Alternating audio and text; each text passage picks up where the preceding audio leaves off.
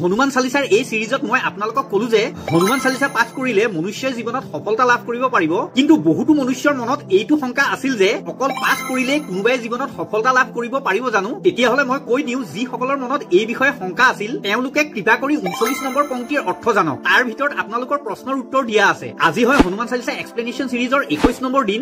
আজি আমি হনুমান চালিচাৰ শেষৰ দুটা পংক্তি আপুনি আৰু মই মিলি পঢ়িম আৰু তাৰ অৰ্থ বুজিম। 39 নম্বৰ পংক্তিটো হৈছে জয় পঢ়ে হনুমান চালিচা হৈ সিদ্ধি সাক্ষী কৰিছা, যাৰ অৰ্থ হয় যি এই হনুমান চালিচা হয় এয়া স্বয়ং ভগৱান শিৱৰ দ্বাৰা ৰচিত হয়। যি মনুষ্যই এই হনুমান চালিচা প্ৰতিদিনে নিষ্ঠাৰে পাঠ কৰে তেওঁ সফলতা পোৱাটো নিশ্চিত হয়। 40 নম্বৰ পংক্তিটো হৈছে তুলসীদাস সদা হৰি চেৰা কি যে নাথ হৃদয় মহাদেৰা, যাৰ অৰ্থ হয় হে বজৰংবলী, যি তুলসীদাস যি হয় তেওঁ সদায় আমাৰ প্ৰভু শ্ৰীৰামচন্দ্ৰৰ সেৱা কৰে, অথবা আপুনি তেওঁৰ হৃদয়ত বাস কৰক। চাওক, ইয়াৰ অৰ্থ হৈছে যেনেকৈ হনুমানজীৰ হৃদয়ত ভগৱান শ্ৰীৰাম, জানকী দেৱী আৰু লক্ষ্মণ বাস কৰে, ঠিক তেনেকৈ তুলসীদাসজীৰ হৃদয়ত আপুনি বাস কৰক।